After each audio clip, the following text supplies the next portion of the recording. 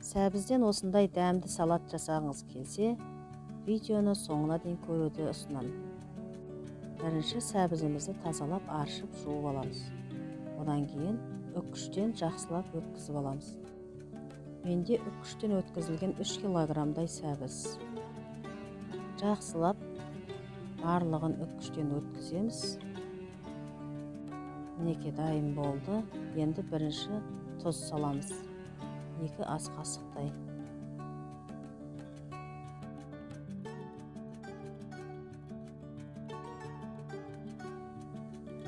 Енді кинза қосамыз, 2 ас қасықтай, немесе кориандр деп аталады, ұнтақталған түрі.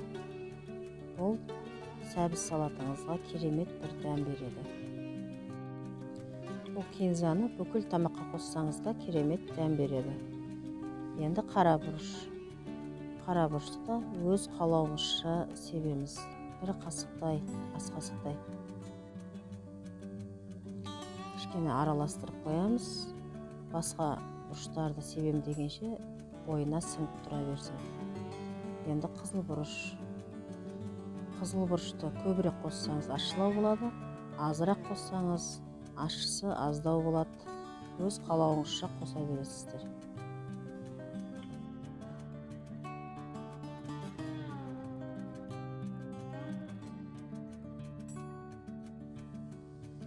Енді чеснок. Чесноктан 1 бастай чеснокты аршып дайындап салдым.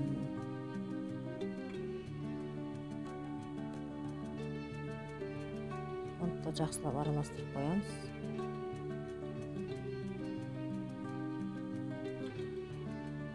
Енді құмшекер. Құмшекер 1 жарты пияладай саламыз. Бұл салатқа керемет дәм береді. Кішкене араластырып қоямыз, және осындай салатты кішкене ғана енді 1-2 килограмм сәбізден жасап қойсаңыздар, холодильникте тұра береді.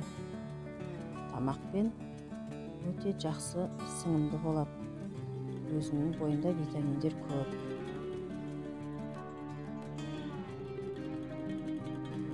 Енді 70%-лық уксус қосамыз. Мына жерде мен уксусым таусылып қалды, тағы да үстіне уксус қостым. 2 чайный ложкадай қосамыз осыған. Және сұйық май. Сұйық майдан жарты пияладай, немесе 100 граммдай сұйық май қосамыз. Егер сіздің сәбізіңіз аз болса, ол кезде аз мөлшерде қосамыз. Жақсылап бәрін араластырамыз. Қатты мыжымаймыз, тек қана араластырсақ болғаны. Барлығын жақсылап араластырамыз.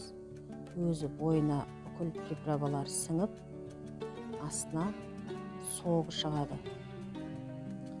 Осындай пайдалы ақпараттарым үшін маған лайк басып, комментарий жазып, каналға тіркеле отырыңыздар. Достарыңызбен бөлісіңіздер.